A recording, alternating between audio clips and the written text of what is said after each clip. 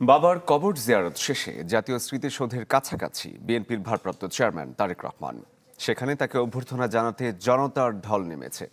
এর আগে দীর্ঘ ১৯ বছর পর বাবার কবর জিয়ারত করেন তারেক রহমান। এ সময় তিনি অনেকটাই আবেগ আপ্লুত হয়ে পড়েন। জল ভরা চোখে মোনাজাত করেন নেতাকর্মীদের সাথে নিয়ে।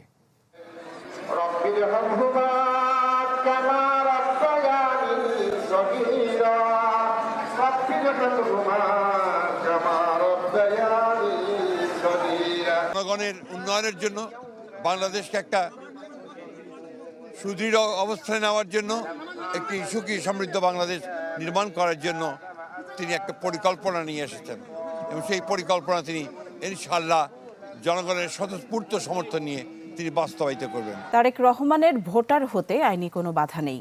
চ্যানেল 24-কে কথা জানিয়েছেন নির্বাচন কমিশনার আব্দুর রহমানেল মাসুদ। তিনি জানান, ভোটার তালিকা আইনের 15 অনুচ্ছেদ অনুযায়ী বিশেষ পরিস্থিতিতে যে কাউকে যে কোনো সময় ভোটার করতে পারবে নির্বাচন কমিশন। গেল 18 নভেম্বর চূড়ান্ত ভোটার তালিকা প্রকাশ করে নির্বাচন কমিশন। তালিকা অনুযায়ী ত্রয়োদশ জাতীয় সংসদ নির্বাচনে ভোট দেবেন 12,76,95,183 জন।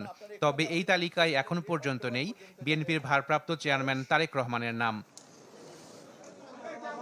তারেক রহমান বগুড়া 6 আসনে নির্বাচনে লড়বেন বলে ঘোষণা দেওয়া হয়েছে বিএনপির পক্ষ থেকে। তার জন্য নেওয়া হয়েছে মনোনয়ন ফর্ম। তবে আইন অনুযায়ী ভোটার না হলে প্রার্থী হওয়া সম্ভব নয়।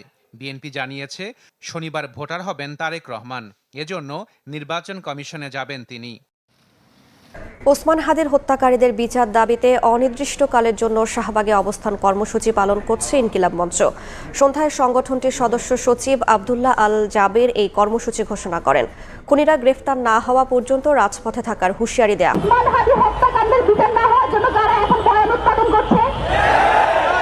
হত্যাকাণ্ডে জড়িতরা গ্রেপ্তার না হওয়া পর্যন্ত শাহবাগে অনির্দিষ্টকালের অবস্থান কর্মসূচির ঘোষণা দেয় ইনকিলাব মঞ্চ। ততক্ষণ পর্যন্ত হাদি ভাইয়ের খুনিদের ব্যাপারে সুস্পষ্ট কোনো ব্যাখ্যা আমরা না পেলে ততক্ষণ পর্যন্ত এখান ছেড়ে যাচ্ছি না। এবং আজকের এই কর্মসূচি থেকেই এই অবরোধ, আজকে এখন থেকে আমরা এই অবরোধের ঘোষণা দিলাম শাহবাগ থেকে। বিচার বিভাগের স্বাধীনতায় বিশ্বাসী, দুর্নীতিমুক্ত ও সংস্কারের পক্ষের শক্তিকে পাশে চায় জামায়াত। রাজধানীতে ইসলামী ছাত্র শিবিরের সদস্য সম্মেলনে যোগ দিয়ে সব শ্রেণীর মানুষকে নিয়ে মানবিক ও বৈষম্যহীন দেশ গড়ার আশা প্রকাশ করেন জামায়াত আমির ডাক্তার শফিকুর রহমান। আগামী দিনে দেশ গঠনের দায়িত্ব নিতে হবে ছাত্র সমাজকেই। সব দল, সব জাতি মিলে ঐক্যবদ্ধ বাংলাদেশ নিয়ে আমরা সামনে এগিয়ে যাব। শুধু বাংলাদেশকে রাস্তা দেখাবে না, ইনশাআল্লাহ সেই বাংলাদেশ দুনিয়ার বহু দেশকে রাস্তা দেখাবে। তাই আমাদের সাথে আসবেন, তাদের প্রতি আমাদের বার্তা স্পষ্ট। নাম্বার 1, আপনি দুর্নীতি করতে পারবেন না, আর কোনো দুর্নীতিবাজকে আপনি প্রশ্রয় দেবেন না। সকল জঞ্জালের কবর রচনা করার জন্য জনগণ যে সংস্কারের দিকে তাকিয়ে আছে, সেই সংস্কারের সমস্ত সুপারিশমালাকে বাস্তবায়ন করার প্রতিশ্রুতি দিতে হবে। আমি ছাত্র শিবিরকে অন্তরের অন্তঃস্থল থেকে ধন্যবাদ। এদিকে জামায়াতের সাথে জোটবদ্ধ হলে এনসিপির সাথে থাকবে না বাংলাদেশ রাষ্ট্র সংস্কার আন্দোলন। রাজধানীর তোপখানা রোডে দলীয় কার্যালয়ে রাষ্ট্র সংস্কার আন্দোলনের সভাপতি হাসনাত কাইয়ুম অভিযোগ করেছেন, ছাত্র জনতার আন্দোলনের পরে এনসিপি যেই ম্যান্ডেট নিয়ে এসেছিল তা বাস্তবায়ন করতে পারেনি। নিজেদের মধ্যে আলোচনা ছাড়া জামায়াতের সাথে এনসিপির জোটের যে গুঞ্জন শোনা যাচ্ছে তা রাজনৈতিক শিষ্টাচার বহির্ভূত বলে মন্তব্য করেন তিনি। আর অভিযোগ করেন, বিএনপি ও জামায়াত কখনো দেশের স্বার্থে কাজ করে না। ঘন কুয়াশায় চাঁদপুরের মেঘনায় 2 লঞ্চের সংঘর্ষে প্রাণ গেল 4 জনের, আহত হন বেশ কয়েকজন।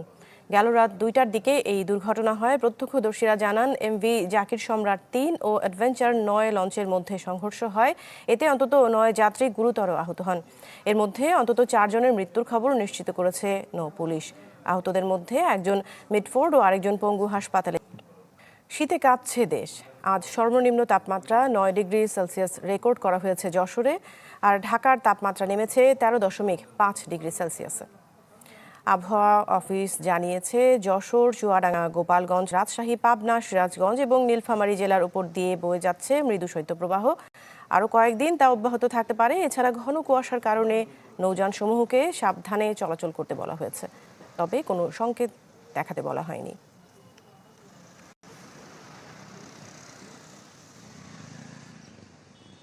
মধ্যরাত থেকে সকাল পর্যন্ত সারা দেশে কোথাও কোথাও মাঝারি থেকে ঘন কুয়াশা পড়তে পারে এবং তা দুপুর পর্যন্ত অব্যাহত থাকতে পারে এবং ঘন কুয়াশার কারণে বিমান চলাচল, অভ্যন্তরীণ নৌ পরিবহন এবং সড়ক যোগাযোগ ব্যবস্থার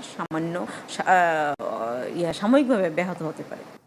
জানাবো, নাইজেরিয়ার ইসলামিক স্টেট IS এর বিরুদ্ধে শক্তিশালী হামলা চালিয়েছে যুক্তরাষ্ট্র। শুক্রবার সামাজিক যোগাযোগ মাধ্যমে দেয়া এক বার্তায় এই কথা জানান মার্কিন প্রেসিডেন্ট ডোনাল্ড ট্রাম্প। তবে কোথায় এবং কোন লক্ষ্যবস্তুতে হামলা চালানো হয়েছে সেই বিষয়ে বিস্তারিত তথ্য জানাননি তিনি। এছাড়া IS-কে সন্ত্রাসী আখ্যা দিয়ে ট্রাম্প বলেছেন তারা মূলত নিরীহ খ্রিস্টানদের উপর নির্মম হত্যাকাণ্ড চালাচ্ছে। একই সাথে বলেন সন্ত্রাসীরা শুধুমাত্র নির্দিষ্ট কোনো ধর্মের মানুষকে লক্ষ্য করে নয়, বরং সব ধর্মের মানুষের ওপরই হামলা চালাচ্ছে বলেও দাবি করেন তিনি।